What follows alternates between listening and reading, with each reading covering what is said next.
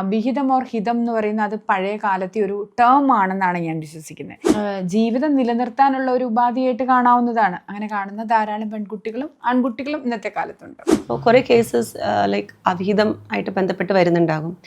അപ്പോൾ എന്തുകൊണ്ടായിരിക്കാം ഇപ്പോൾ അവിഹിതം എന്ന് പറയുന്ന കാര്യം കൂടുതൽ വർദ്ധിച്ചു വരുന്നത്? പൊതുവേ ഇപ്പോഴത്തെ കാലഘട്ടത്തിൽ അവിഹിത ബന്ധങ്ങൾ വർദ്ധിച്ചു വരാനുള്ള ഒരു കാരണം എന്ന് പറയുന്നത് സോഷ്യൽ മീഡിയയുടെ ഉപയോഗം. അതിൽ സ്ത്രീകൾ പൊതുവെ അവിഹിതത്തിൽപ്പെടുന്ന ഞാൻ ശ്രദ്ധിച്ചിട്ടുണ്ട്.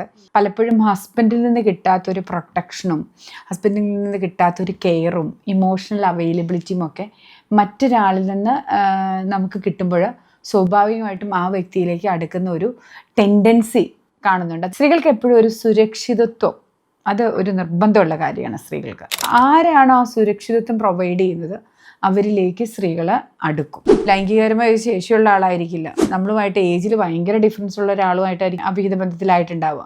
പക്ഷേ ആ ഇമോഷണൽ സെക്യൂരിറ്റി, ഞാൻ നിന്നെ സംരക്ഷിക്കും, ഞാൻ നിന്നെ സുരക്ഷിതയാക്കി വെക്കും, ഞാൻ നിൻ്റെ ഒപ്പം ഉണ്ടാവും, നിൻ്റെ ഏത് പ്രശ്നത്തിനും ഞാൻ കൂടെ നിൽക്കും, ഇതൊക്കെ പറയുന്ന ആളെയാണ്. അല്ലാതെ നീ നിൻ്റെ പ്രശ്നം നീ തന്നെ ഹാൻഡിൽ ചെയ്തു എന്ന് പറയുന്ന ഹസ്ബൻഡിനേക്കാൾ മികച്ചതായിട്ട് അവർ കൊണ്ടുപോവുക. ഇതിനകത്തിപ്പം പ്രത്യേകിച്ച് ചിലപ്പോൾ ഓപ്പോസിറ്റ് നിൽക്കുന്ന വ്യക്തിയെ സംബന്ധിച്ചിടത്തോളം അല്ലെങ്കിൽ ഓപ്പോസിറ്റ് കിട്ടിയ പാർട്ട്ണറെ സംബന്ധിച്ചിടത്തോളം ചിലപ്പോൾ അയാൾ ഫിസിക്കലി അവൈലബിൾ ആയിരിക്കില്ല, മറ്റ് യാതൊരു തരത്തിലും അവൈലബിൾ ആയിരിക്കില്ല.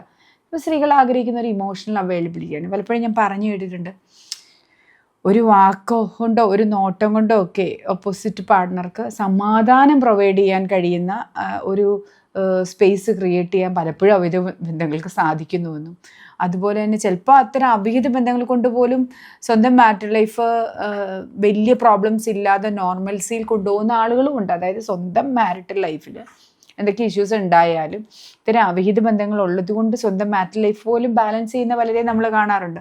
ഫോർ എക്സാമ്പിൾ, വൈഫുമായിട്ടുള്ള ടേം ഓക്കെ അല്ല, വൈഫിൻ്റെ അടുത്ത് നിന്ന് നമുക്ക് കിട്ടേണ്ട ഇമോഷണൽ സാറ്റിസ്ഫാക്ഷൻ കിട്ടുന്നില്ല, മെൻ്റൽ സാറ്റിസ്ഫാക്ഷൻ കിട്ടുന്നില്ല, വൈഫായിട്ട് ഒരുപാട് പ്രശ്നങ്ങളുള്ളപ്പോഴും അതൊക്കെ കണ്ടില്ലെന്ന് നടിക്കാൻ പലപ്പോഴും ചിലപ്പോൾ അവിഹിത ബന്ധത്തിൽ മറ്റൊരു അവിഹിത ബന്ധം ഉള്ളത് കൊണ്ട് ഇതിനെ ന്യൂട്രലൈസ് ചെയ്ത് പോകാൻ കഴിയുന്നുണ്ടാവും.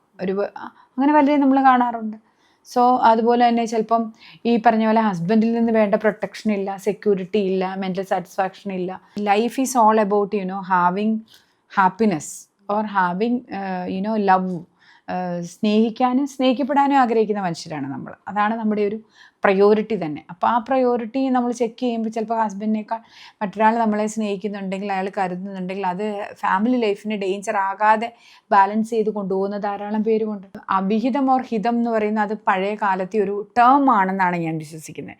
നല്ലൊരു ബെറ്റർ ഫ്രണ്ട്ഷിപ്പ്, ബെറ്റർ ജീവിക്കുമ്പോൾ സന്തോഷത്തോടെ ഇരിക്കാനും ഹാപ്പിനെസ് പ്രൊവൈഡ് ചെയ്യാനും കരുതുന്ന ബെറ്റർ ഫ്രണ്ട്ഷിപ്സ് ഉണ്ടായാൽ അതിനെയും നമുക്ക് ലൈക്ക് ജീവിതം നിലനിർത്താനുള്ള ഒരു ഉപാധിയായിട്ട് കാണാവുന്നതാണ്. അങ്ങനെ കാണുന്ന ധാരാളം പെൺകുട്ടികളും ആൺകുട്ടികളും ഇന്നത്തെ കാലത്തുണ്ട്.